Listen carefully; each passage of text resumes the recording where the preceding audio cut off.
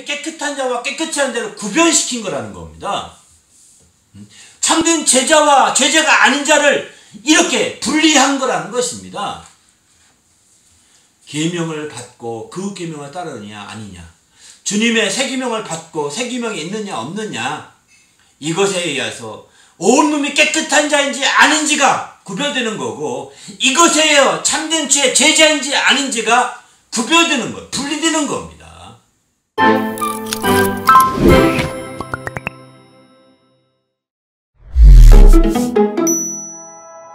하나님 말씀은 요한복음 13장 말씀입니다. 31절부터 35절까지입니다. 요한복음 13장 31절부터 35절까지 말씀 제가 봉독해 드리겠습니다. 저가 나간 후에 예수께서 가라사대 지금 인자가 영광을 얻었고 하나님도 인자를 인하여 영광을 얻으셨도다.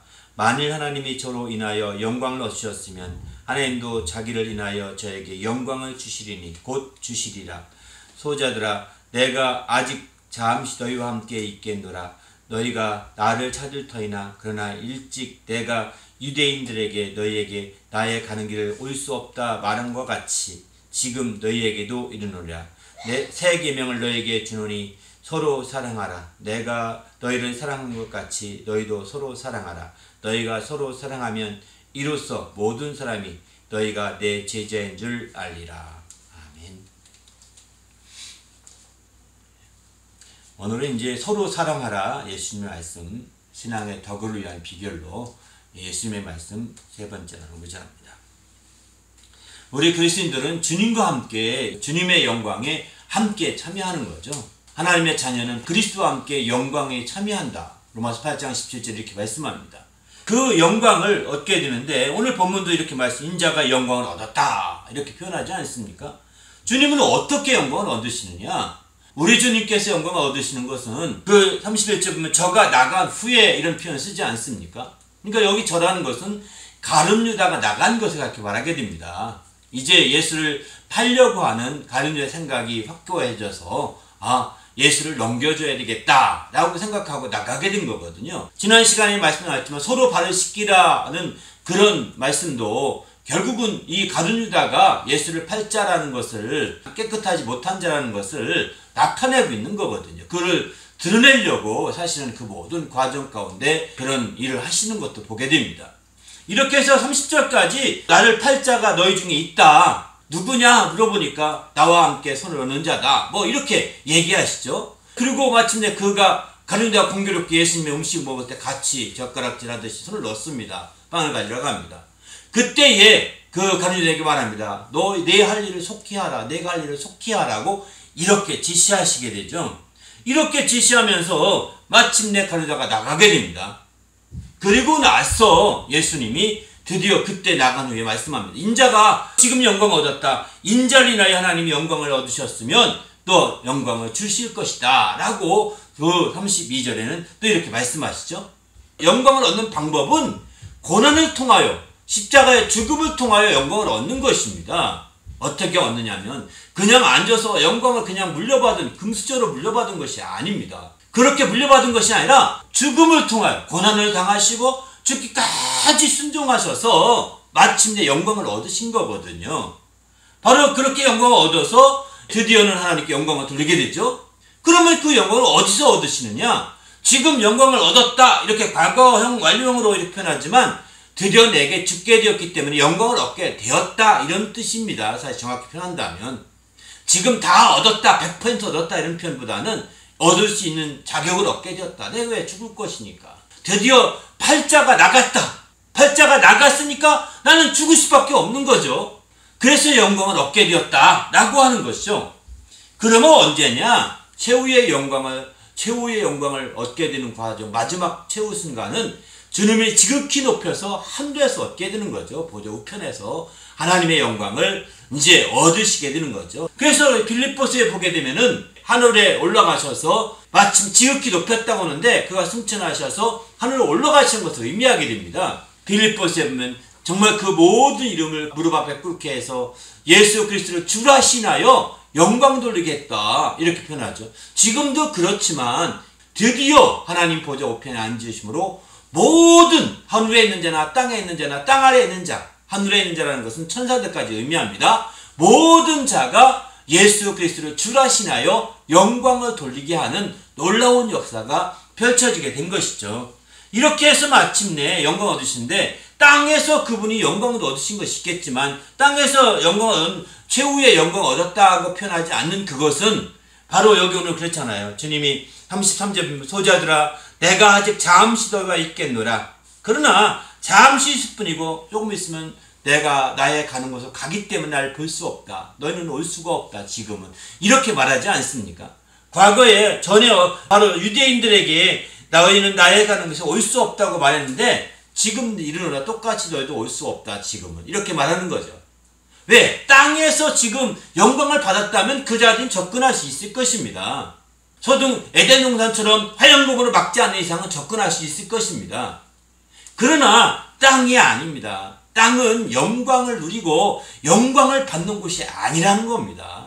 여기는 그저 열심히 일하고 땀 흘리고 애쓰고 고난을 받고 수고하고 마침내 죽기까지 하는 곳이지 이곳이 영광을 누리는 곳이 아닙니다. 세상 임금은 이곳이 최후의 영광을 누리는 곳이기 때문에 이 땅에서 온갖 영광을 다 갈취하려고 몸부림치지만 우리 주님은 또 하늘에 속한 자들은 이 세상이 영광을 얻는 곳이 아닙니다. 이 세상에서 영광을 얻으려고 하다 보니까 겨우 세상 영광만 구하고 끝나지 않습니까? 예수님 앞에 마귀는 세상 영광을 얻었던 그것을 내놓고 얘기합니다. 내가 이걸 다 줄 테니까, 천의 영광을 줄 테니까 나에게 절해봐라, 경배해라 이렇게 말하지 않습니까? 그때에 예수님은 사단아 물러가라, 주 하나님만 경배하라 하셨다고 이렇게 물리치면서 왜 그가 쉽게 물리쳤겠을까요? 그는 천하 영광은 눈에 들어오지도 않았던 겁니다.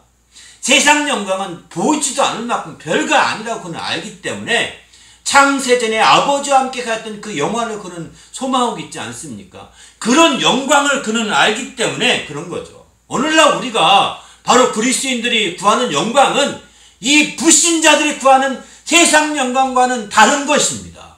천하 영광과는 다른 겁니다. 거기에 초점이 있고 거기에 중심을 두고 사는 사람들은 세상에 속한 자라고 감히 말해도 틀리지 않은 거죠. 왜? 그것은 하늘에 속한 것이 아니기 때문입니다. 다 썩어질 것이고 없어질 것이고 소멸될 것이기 때문입니다. 사라질 것이기 때문입니다. 바로 없어지지 아니할 영광, 영원한 영광, 그 영광을 주님은 추구하고 있는 거고 우리 그리스도인들도 주님과 함께 그 영광에 참여하게 되는 거거든요. 바로 이 땅에서가 아닙니다. 바로 하늘에서 주님과 함께 영광을 누리게 되는 거죠. 그러나 그러기 전에 어떻게 그 영광을 얻을 수 있느냐? 바로 이 땅에 있는 동안에 정말 수고하고 땀을 흘리고 또 고난을 받고 죽기까지 하여서 우리가 정말 우리 주님이 영광을 얻으셨거든요. 그 죄를 팔아서 마침내 십자가에 매달려 죽게 하려고 하는 마지막 순간이 다다름을 아시고 드디어 인자가 영광을 얻게 되었다라고 주님은 선포하고 있는 겁니다. 우리도 이런 영광을 얻는 주님의 성도가 되시기를 예수님의 이름으로 축원합니다. 할렐루야. 아멘. 우리 주님께서 이렇게 고난을 통하여 영광을 얻게 된 배경을 설명하면서 그 주님께서 주신 계명이 있는데 그 계명이 뭐냐? 서로 사랑하라는 새 계명입니다. 그전에도 계명은 있었습니다. 그전에도 계명이 있어서 그런 계명과 다르다는 차원에서 이 계명을 주님은 새 계명이라고 이렇게 표현하고 있습니다. 새 계명. 바로 이전에 있던 계명과 다른 거라는 것입니다. 이전에 있던 계명을 그저 덧붙여서 하나 얹어주는 것이 아닙니다. 이전에 있던 계명과 전혀 질적으로 다른 계명이라는 것입니다. 우리 그리스도인들이 성령을 받게 되면 방언을 말하는데 주님은 말씀하죠. 그 방언도 새 방언이라고 하지 않습니까? 이전에 있던 방언, 세상이 우리가 육신적으로 하는 방언과는 전혀 질적으로 전혀 다른 새로운 방언이라는 뜻이거든요. 이처럼 새 계명을 주신 겁니다. 새 계명, 세상에 있는 계명과 새 계명을 주셔서 바로 우리가 주님 안에서 서로 사랑하게 하신 것이죠. 고난을 통하여 영광을 얻게 되는 그런 배경으로 말씀하십니다. 요한복음 15장에 가게 되면 이 새 계명을 주님은 내 계명이라고 심지어 이렇게 표현을 합니다. 12절은 내 계명이라는 겁니다. 정말 새 계명은 단순하게 새로운 계명이 아니라 내가 직접 준 계명이라는 거. 하나님의 아들이 이 땅에 육신이 되어 오셔서 주신 내 계명이라고 이렇게 표현하고 있습니다. 우리 모두가 이 내 계명이라고 표현하고 새로운 계명인 서로 사랑하라는 말씀을 순종하는 성도가 되시기를 예수님의 이름으로 축원합니다. 이렇게 정말 주의 말씀을 통하여 이렇게 순종하게 되면, 정말 그 말씀을 통하여 순종하게 되면 어떻게 되느냐? 주님은 너희가 내 제자인 줄 알리라고 하지 않습니까? 주의 말씀을 새 계명을 통하여 온전히 순종하게 될 때 그런 사람이 바로 주님의 참된 제자임을 알게 될 거라고 말씀하고 있습니다. 그렇습니다. 우리가 믿음 생활하면서 이제 정말 주님의 참된 제자임을 알게 하는 유일한 방법은 새 계명이 있느냐 없느냐, 새 계명을 지키느냐 아니냐, 이거로 달려있는 거죠. 이게 그 잣대가 되는 것입니다. 누가 주님의 제자입니까? 누가 주님의 제자인지 아닌지 구별하는 방법은 저 사람이 새 계명대로 사는가, 저 사람이 새 계명을 지키고 있는가 아닌가를 보시면 되는 겁니다. 새 계명이라고 할 때 새 계명은 서로 사랑하랍니다. 서로 사랑하라. 일방적으로 혼자만 사랑할 것이 아니라 서로 사랑하라. 기준은 뭐냐? 내가 너희를 사랑한 것 같이, 이렇게 표현하지 않습니까? 내가 너희를 사랑한 것 같이 서로 사랑. 주님이 우리를 사랑할 때 어떻게 사랑하셨나요? 죽기까지 자기를 내어주어서 사랑하지 않았습니까? 죽기까지 자기를 다 내어주어서 사랑하듯이 우리도 자기를 다 내주어 사랑하라는 것입니다. 상대방이 어떻게 사랑하는지 확인하며 사랑하는 것은 아닙니다. 상대방이 이만큼 사랑했을 때 나 사랑할 거야, 이거 아닙니다. 상대방에도 서로 사랑을 하겠으니까 당연히 사랑해야 되겠지만, 일단은 나는 주님이 자기를 다 내주시, 우리 다 내주어 사랑하는 겁니다. 이렇게 희생하며 사랑하는 겁니다. 희생하지 않고 사랑한다면 이건 온전하지 못하죠. 그래서 우리는 주님의 사랑하되 이처럼 적극적으로 정말 희생하면서 사랑해야 합니다. 그래서 사도 바울 같은 경우는 그런 말씀도 합니다. 서로 짐을 지라, 그리하여 그리스도의 법을 성취하라. 갈라디아에 말할 때 이렇게까지 말을 합니다. 그래서 마침내 사랑하라는 말을 짐을 지라, 이렇게 표현하고 있는 거죠. 짐을 져주는 것입니다. 사랑한다는 게 그저 사랑해 어린애가 하듯이 그는 말만 하면 사랑이 아니라는 거예요. 말과 혀로만 하는 사랑이 아니라 행함과 진실함으로 사랑하라는 것이죠. 행함과 진실함으로 사랑할 때 그것은 바로 짐을 져주는 것입니다. 주님이 정말 그의 목숨을 다 내어주기까지 짐을 져준 거 아니겠어요? 그렇게 죽기까지 하신 것은 우리의 모든 죄악을 짐지기 위해서 그렇게 하신 거 아닙니까? 이렇게 한 것처럼 우리도 마찬가지죠. 정말 주님의 서로 사랑한다고 할 때 주님이 사랑한 걸 기준 삼아 사랑하려고 할진대는 바로 이렇게 짐을 지고 희생하면서 정말 사랑하는 것입니다. 그렇게 사랑하는 자가 내 제자인 줄 알리라는 것입니다. 바로 주님의 참된 제자도를 가르쳐주고 있는 거죠. 우리도 이제 주님 안에서 이런 주님의 사랑을 통하여 정말 서로 사랑함으로 주의 계명을 통하여 주님의 제자임을 나타내는 주의 성도가 되시기를 예수님의 이름으로 축원합니다. 할렐루야. 그런데 참 놀라운 사실이 있습니다. 그건 뭐냐면 이런 놀라운 새 계명이 있는데 이 계명을 어느 때 말하는지 아십니까? 그것은 바로 가룟 유다가 나간 후라고 표현하고 있습니다. 가룟 유다가 나간 후라는 것입니다. 31절 분명히 말하죠. 저가 나간 후에 영광을 얻다 하시면서 계속 말씀하실 때 이제 내가 새 계명을 주노니, 이렇게 말하지 않습니까? 새 계명을 주신 시점이 가룟 유다와 함께 다 성찬식 할 때, 성만찬 할 때 그때 준 것이 아니라 간유를 내보낸 이후에 드디어는 주십니다. 가룟 유다가 이 새 계명을 듣지 못한 거죠. 새 계명을 받을 수가 없었던 거죠. 이처럼 중요한 새 계명을 받지 못했던 겁니다. 자기 할 일을 하기에 바빴던 거죠. 그건 물론 예수 팔려고 상대방들 만나는 것이겠죠. 저가 나갈 후에 나머지 있는 지하들에게 새 계명을 주었다라는 것입니다. 왜 그랬을까요? 왜 그랬을까요? 가룟 유다는 깨끗이 아니었다. 온 몸이 다 너희 깨끗하니 내가 목욕시킬 머리와 발까지 다 할 필요가 없다. 이미 목욕하여 깨끗한 자와 같다. 그냥 다는 아니다. 이것은 바로 지난 시간에 말씀드렸지만 나를 팔자가 있는 가룟유다가 이렇게 말하느라 이렇게 말하지 않습니까? 가룟유다는 깨끗한 자가 아니었습니다. 온몸이 깨끗할 수 없는 자였던 것. 그러다 보니까 그는 이 말을 들어도 이룰 수가 없는 거고, 더 나아가서 새 계명은 주님의 참된 제자도를 최후로 가르친 내용이거든요. 주님이 마지막으로 제자의 모습을 쭉 얘기할 때 이제 바로 이런 서로 사랑하라 새 계명을 주노라 이렇게 말씀하는 거죠. 그런데 그 주님의 참된 제자가 될 수 없었음을 여기서는 암시하는 것 같습니다.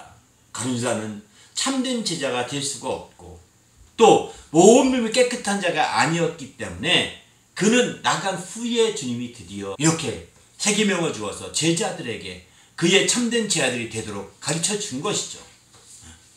그렇습니다. 이렇게 주님의 참된 제자가 되도록 가르쳐 준. 그러니까 다시 말해서 이 새 계명이라는 것은 그저 그냥 주어진 것이 아니라 세상과 가룟유다와 구별시킨 거라는 것입니다. 가룟유다를 떼어내고 가룟유다를 구별 나가게 하고 주신 거 본다면 온몸이 깨끗한 자와 깨끗지 않은 자를 구별시킨 거라는 겁니다. 참된 제자와 제자가 아닌 자를 이렇게 분리한 거라는 것입니다. 계명을 받고 그 계명을 따르느냐 아니냐, 주님의 새 계명을 받고 새 계명이 있느냐 없느냐, 이것에 의해서 온몸이 깨끗한 자인지 아닌지가 구별되는 거고, 이것에 의해 참된 주의 제자인지 아닌지가 구별되는 거, 분리되는 겁니다.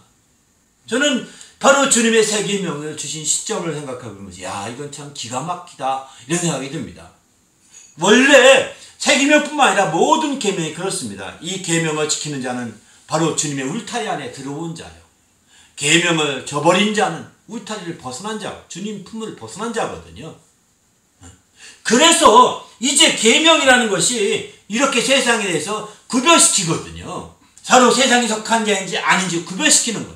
하나님께 속한 자인지 아닌지 구별시키는 겁니다. 계명을 지킨 자는 하나님께 속한 자요, 계명을 지키지 않는 세상에 속한 자라고 이렇게 완전히 구별시키고 분리시키는 작업이에요. 우리가 주의 계명을 지키고 주의 말씀을 따른다는 거, 이거요 정말 굉장히 중요한 겁니다. 주의 계명을, 어떤 사람은 성경 이런 말씀 있죠. 주의 계명을 알고도 지키지 아니하면 더 큰 심판을 받으리라 이렇게 말하죠. 그러나 어떻게서 그런 사람은 그럽니다. 안 들었기에 천만다행이다, 몰라서 다행이다. 몰라도 죽어요. 안 지키면 다 죽습니다. 뭘 지약을 모르고 먹어도 죽는 겁니다. 그걸 듣고 알아서 못 지키면 더 안타깝긴 하지만 그래야 지킬 확률이 높지 않겠습니까? 그런데 몰라서 다행이라니 말이 됩니까? 아닙니다. 정말 주님이 더 큰 심판이라는 것이 정말 충격이 더 크다는 거죠. 자기는 계명을 받았는데 안 지켰으니. 그래서 그 어려운 고난을 당하고 또 형벌을 당할 때 얼마나 큰 기회를 놓쳤다는 억울함 있잖아요. 여러분 100m 달리기에서 1등이 돼 3등만 해주는데 4등한 사람과 10등한 사람 차이가 마음이 다릅니다. 10등한 사람은 아예 처음부터 포기하고 오거든요. 4등한 사람은요 더 3등을 따라가려고 팍 뜁니다. 그래서 결국 그래도 4등 했네. 상을 못 받습니다. 그 구별되어 있어요. 얼마나 아쉽겠어요. 하나님의 계명을 알고도 정말 심판받는 자, 그 계명을 듣고도 심판받는 자, 그래서 형벌에 처해진 자가 된다면 그 충격과 그 마음은 더 큰 것을 말하는 거지, 그냥 그게 다른 게 아닌 겁니다. 그거 생각 안 하고 아이고 나는 안 들어, 그러면 안 가는 게 더 좋겠네요. 아니라는 겁니다. 계명을 통해 구별시키는 거예요. 십계명을 들은 신의 산에 들은 자들과 그렇지 않은 자를 구별시킨 거예요. 들은 자들은 다 이제 선민이라고 하지 않습니까? 택한 족속이요 선민이라고 하지 않습니까? 반면 듣지 못한 자들은 이방인인 겁니다. 멸망을 피할 수 없는 그런 이방인으로 분류해가지고 마침내 그들을 주님이 책망하지 않습니까? 이렇듯이 마찬가지인 거죠. 우리도 이제 주의 계명을 통하여 정말 우리가 주님께 속한 자임을 나타내시길 바랍니다. 그 계명을 지키고 그 계명을 사랑하고 그 계명대로 순종함으로 말미암아 주님께 속한 자요 나는 주님의 사람입니다 라고 이렇게 세상을 향하여 분리시키고 세상을 향하여 구별시키시길 바랍니다. 할렐루야. 그래서 마침내 우리 하나님을 기쁘시게 하는 주의 성도가 되시기를 예수님의 이름으로 축원합니다. 이렇게 주의 계명은 이제 울타리와 같은 겁니다. 바로 주님이 새 계명을 주어서 새로운 울타리를 만들어 주셨다는 뜻이기도 합니다. 바로 우리가 그 계명을 지키면 울타리 안에 들어가서 마침내 구별되는 거죠. 그러나 우리가 그 계명을 지키지 않으면 주님의 울타리를 벗어난 것 같아서 이리가 오고 늑대가 와서 다 물려갈 수밖에 없는 그런 상황이지 않겠습니까? 우리 모두는 하나님 말씀을 온전히 잘 듣고 정말 주의 뜻대로 사시길 예수의 이름으로 축원합니다. 한 가지 더 예를 들을까요? 어떤 사람이 이렇습니다. 저 말씀은 저 아이 아무게 꼭 들었어야 되는데 안타깝다. 안 됐다. 꼭 들었어야 되는데 안 됐다. 이렇게 하면서 안타깝다고 생각합니다. 그건 그 사람 문제고 당신이 그 말씀에 순종해서 정말 그 소속이 되고 그 울타리 안에 확실히 거해야죠. 그게 중요한 겁니다. 그렇게 안 하니까 결국은 또 아쉬워하는 거죠. 우리는 그 사람이 들어야 할 텐데 아쉬워하지 말고 내가 이런 말씀을 듣게 되어 감사하다 이렇게 말하셔야 된다는 거야. 내가 이 말씀 안에 들어서 내가 세상과 구별될 수 있게 됐구나. 내가 이런 말씀 듣게 되어서 세상 사람과 나를 다르게 이렇게 분리할 수 있게 되었구나 라고 생각을 해야 되는데 그런 생각 안 하고 왜 저 사람 저 사람 얘기합니다. 또 반대로 또 생각을 했습니다. 정말 자신이 이런 소중한 말씀을 못 들을까 봐 고민해야 되는 거죠. 그러나 안 들었으니까 또 다행이라고 생각하는 거예요. 내가 소중한 그런 계명된 정말 구별되는 계명을 못 들을까 봐 구별해야 되는 거예요. 안 들어서 다행이 아닙니다. 나 안 들어서 다행이라고 말하는 사람도 있거든요. 그 말씀 좋아하는데 시키지 못할 거면 안 되는 게 더 나아요. 안 들어서 다행이래. 이렇게 말한다면 그것도 참 잘못입니다. 다행이 아닙니다. 그런 소중한 말씀을 들어서 정말 온전히 구별시켜야 되는데 그렇지 못하고 이런 소중한 말씀을 못 들을까 봐 그런 고민을 해야죠. 다행이 어디 있습니까? 다행히. 우리는 주님 안에서 첫째 주의 말씀을 통하여 이렇게 새롭게 되시기를 예수의 이름으로 축원합니다. 할렐루야. 아멘. 그러면 이렇게 주님의 계명을 주어서 서로 사랑하게 하려고 어떻게까지 하셨을까요? 그냥 계명만 넘쩍 주면서 너희가 사랑하라 이렇게 끝났을까요? 아닙니다. 요한복음 15장에 가게 되면 다시 한번 그 부분을 말씀합니다. 내가 너에게 내 계명을 주노라. 그것은 바로 서로 사랑하는 이것이다. 이렇게 말씀하시면서 16절 17절에 15장 16절 17절 이렇게 말씀합니다. 너희가 나를 택한 것이 아니요 내가 너희를 택하여 세웠나니 이는 너희로 가서 과실을 맺게 하고 또 너희 과실이 항상 있게 하여 내 이름으로 아버지께 무엇을 구하든지 다 받게 하려 함이니라. 내가 이것을 너희에게 명함은 너희가 서로 사랑하게 하려 함이라. 이렇게 말하죠. 이것을 명령했다는 것은 주님의 계명을 이렇게 말하는 거거든요. 주님의 계명을 주셔서 사랑하게 했는데 이렇게 사랑함으로 말미암아 택해 주셨다는 것입니다. 이렇게 사랑할 수 있도록 택해 주셨다는 거예요. 내버려 두지 아니하시고 주님이 우리를 불러서 택해 주셨다는 것입니다. 그리고 마침내 과실을 맺게 했고 또 과실 있게 하려고 너희가 무엇을 구하든지 다 받게 주었다는 것입니다. 주님이 정말 이렇게 사랑하게 하려고 얼마나 많은 대책을 세워주셨는지 보여주고 있지 않습니까? 그래서 이런 명령을 주신 것이다라고 사랑하게 하려고 명령을 주신 것이라고 이렇게 말씀하고 있습니다. 주님이 먼저 택해 주시고 과실이 풍성히 맺게 해주시고 또 그걸 풍성히 맺게 하시려고 무엇을 구하든지 예수 이름으로 구하는 것은 다 받게 이렇게까지 정말 그 온전히 다 그 배경에 그 모든 것들을 주님이 응답해 주시고 이끌어 주고 계신 거죠. 그런 주님의 역사가 있는데도 불구하고 우리가 정말 이런 주의 계명을 무시한다면 주의 새 계명을 초월한다면 어찌 되겠습니까? 우리는 세상 주님을 떠나서 주님과 상관 자가 되는 거죠. 나는 너와 상관없다 이런 자가 되는 겁니다. 우리 모두 주님 안에서 이렇게 주의 계명을 따라 담대히 나가는 성도가 되시길 바랍니다. 할렐루야. 근데 이런 계명을 다른 당시에 11명의 모든 제 다 들었지 않습니까? 감리교 때는 11명이었겠죠. 그죠? 그런데 이런 계명을 가장 감동 깊게 깊이 받았던 사람은 사도 요한은 그렇지 않았습니다. 파는 문제가 중요한 것이 아니라 주님이 이런 새 계명을 주셨다. 서로 사랑하라. 이렇게 하는 것을 깨닫게 되면서 이 말씀을 어떻게 이 주옥 같은 말씀을 놓칠 수 있겠느냐. 나중에 그가 쓴 서신서에 보게 되면 그 복음서에도 새 계명이라는 표현이 나오고 이제 내 계명이라고 2번씩 표현한 것까지 다 나오고 뿐만 아니라 서로 사랑하는 표현도 복음서에도 5번이나 이렇게 나오게 됩니다. 반면에 요한일서, 2서, 3서, 요한서신서에 길지 않은 서신서지 않습니까? 그런 서신서에 6번이나 서로 사랑함에 대해서 강조하고 있어요. 서로 사랑하라고. 새 계명에 대해서도 여러 번, 3번이나 강조하고 있고요. 그런 측면에서 볼 때 우리가 정말 주님의 이 새 계명에 대해서 바로 사도 요한만큼 더 충격받고 더 감동받은 사람이 없다는 것을 알 수가 있는 거죠. 저는 우리 모두가 사도 요한처럼 이 새 계명이 나에게 충격으로 다가오고 큰 감동으로 다가오고 새 계명이 나에게 큰 능력으로 다가오시길 바랍니다. 그래서 이 새 계명을 통하여 우리가 온전히 정말 주님을 따르는 거죠. 그 계명을 순종하여 주의 뜻대로 살고자 몸부림치는 거죠. 이렇게 될 때 마침내 정말 덕을 세우는 성도가 되지 않겠습니까?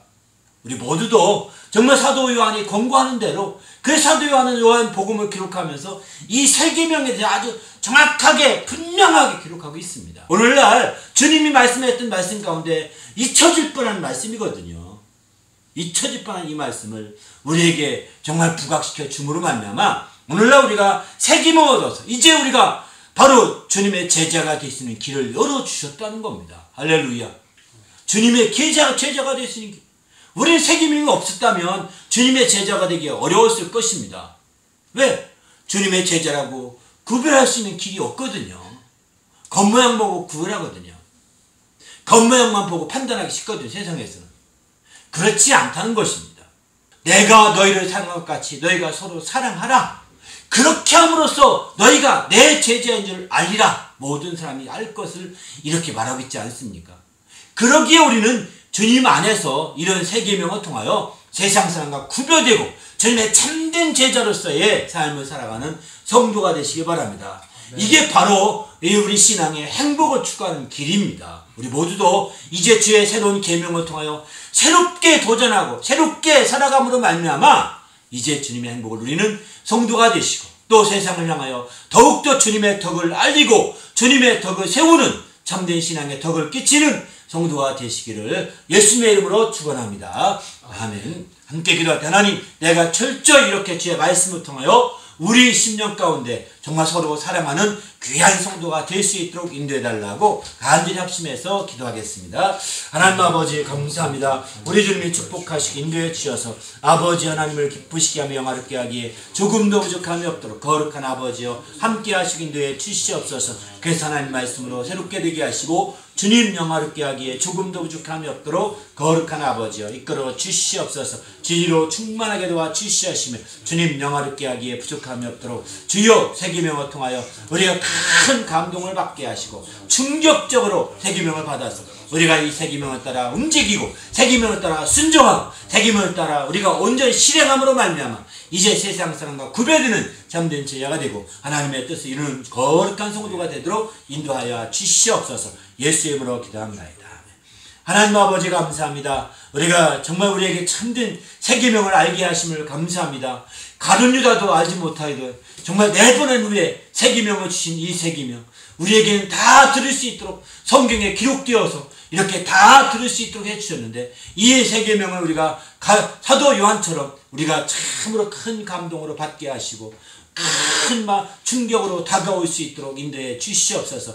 그래서 새 계명을 통하여 우리가 세상과 구별되게 하시고 세상의 모든 정말 온몸이 깨끗한 자임을 나타낼 수 있는 주의 성도가 될 수 있도록 인도하여 주시옵소서. 그래서 하나님의 뜻을 이루며 하나님의 영광을 드러내기에 조금도 부족함이 없도록 인도하여 주시옵소서. 오늘도 주의 말씀을 통하여 하나님의 뜻대로 살기로 결심하고 돌아가는 모든 자들을 축복하시고 인도하여 주시옵소서. 감사하며 우리 주 예수 이름으로 간절히 기도하옵나이다. 아멘.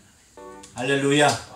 드리기도 하나님 오늘 또 봉사하는 모든 봉사 하나님 앞에 연락드리며 상달되도록 기도하시고요. 더 나가서 또 코로나 사태로 인해서 어려워하는 한국이나 캐나다 점점 늘어나고 있는 상황인 것 같아요. 조금씩 들어가서 하나님이 축복하셔서 속히 종식되고 안정될 수 있도록 인도해달라고, 한국도 속히 안정되고 종식되도록 인도해달라고 합심해서 기도하고 마치도록 하겠습니다. 하나님 아버지여 감사합니다. 주께서 함께 하시고 인도하셔서 오늘 또 봉사하는 모든 봉사가 저 앞에 연락주며 상달되게 하시고, 또 하나님 아버지 오늘 또 이정 함께 하실 때 캐나다와 한국에 있어서의 모든 코로나 사태가 속히 안정화되게 하시고 종식되게 도와주시옵소서. 더 이상 감염병이 확대되지 않게 하시고 확산되지 않게 도와주시옵소서. 정말 우리 이제 신앙생활하기에 조금도 부족함이 없게 하시고 모든 환경과 상황을 인도해 주셔서 주님 안에서 주의 큰 복을 누리게 하시고 주의 영광을 보게 도와주시옵소서. 오늘 또 주의 말씀을 통해 새롭게 하시고 주의 뜻을 이루도록 역사하여 주시옵소서.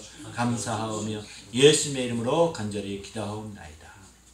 하나님 아버지 감사합니다. 오늘 또 거룩한 주일을 주시고 함께 하셔서 정말 온전히 영광 드리게 하심을 감사합니다. 특별히 코로나 사태가 속히 한국이나 캐나다가 잘 종식되어서 정말 이제 주님 안에서 평안한 가운데 신앙생활 할 수 있는 길을 열어 주시옵소서. 주님 안에서 새롭게 되게 하시고 온 성도들이 머리에 흩어져 있어서 보고 싶어도 보지 못하는 성도들이 많이 있사오니 하나님 축복하사 속히 코로나 사태가 종식되므로 서로 만나 주의 기쁨을 나누게 인도하여 주시옵소서. 감사하며 예수 이름으로 기도하옵나이다. 아멘. 이제는 우리 구주 예수 그리스도의 은혜와 하나님 아버지의 크신 사랑과 성령님의 그 교통하심이 이제 하나님의 뜻대로 이처럼 서로 사랑하여 주의 계명 새 계명을 지키기로 결심하고 들어가는 모든 주님의 성도들 위에와 그 가정과 교회 위에 지금부터 영원토록 함께 있을지어다. 아멘.